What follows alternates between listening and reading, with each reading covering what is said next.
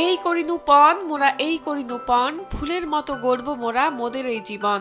কবি গোলাম মোস্তফার বিখ্যাত চরণ। কবি চলে গেছেন অনেক আগে, তবে পড়ে রয়েছে কবির বসত বাড়ি। বাড়ির আঙ্গিনায় দাঁড়িয়ে আছে তার নিজের হাতে লাগানো গাছ, আছে কবির পাঠাগার, এমনকি তার শয়নকক্ষের ব্যবহৃত জিনিসপত্র এখন রয়ে গেছে আগের মতোই। তবে অযত্ন অবহেলায় সবকিছুই এখন ধ্বংসের পথে। কবি গোলাম মোস্তফাকে বাংলা সাহিত্যের মুসলিম রেনেসাঁর অন্যতম কবি বলে মনে করা হয়।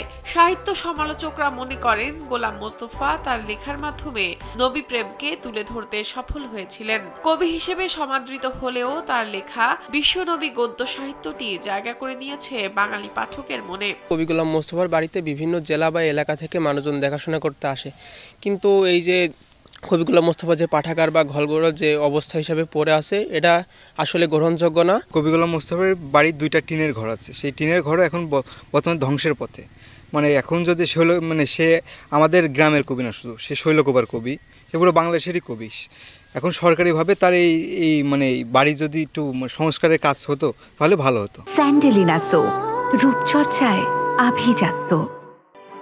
ঝিনাইদহের শৈলকুপা উপজেলার মনোহরপুর গ্রামে কবি গোলাম মোস্তফার বাড়ি। কবির 3 সন্তান, তবে 2 সন্তান মৃত। অপর সন্তান বিখ্যাত পাপেট ও চিত্রশিল্পী মুস্তাফা মনোয়ার বেঁচে থাকলেও গুরুতর অসুস্থ।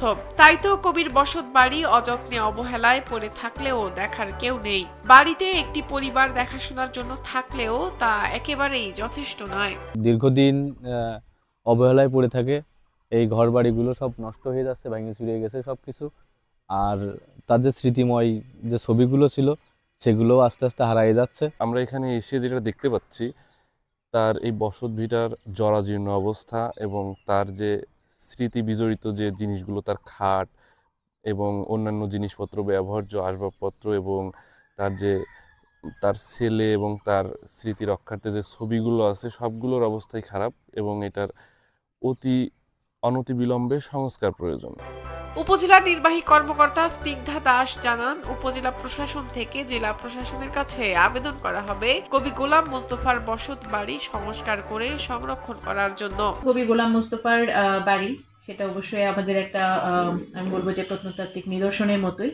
তো সেক্ষেত্রে অবশ্যই এক্ষেত্রে উপজেলা প্রশাসনের হেতু প্রত্নতাত্ত্বিক অধিদপ্তর আছে, আমরা যোগাযোগ করব আমাদের জেলা প্রশাসক স্যারের মাধ্যমে। তারা যেহেতু এটা একটা দর্শনীয় জায়গা, এটা চাইলেই যে কোনো স্ট্রাকচার আসলে সংস্কার করে নষ্ট করা যাবে না, সেক্ষেত্রে প্রত্নতাত্ত্বিক অধিদপ্তরের একটা রিকমেন্ডেশনের প্রয়োজন হবে। তো অবশ্যই আমরা যোগাযোগ করবো সেখানে।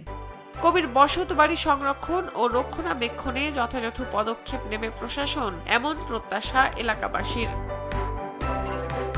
শাহনাজ পারভীন, কালবেলা।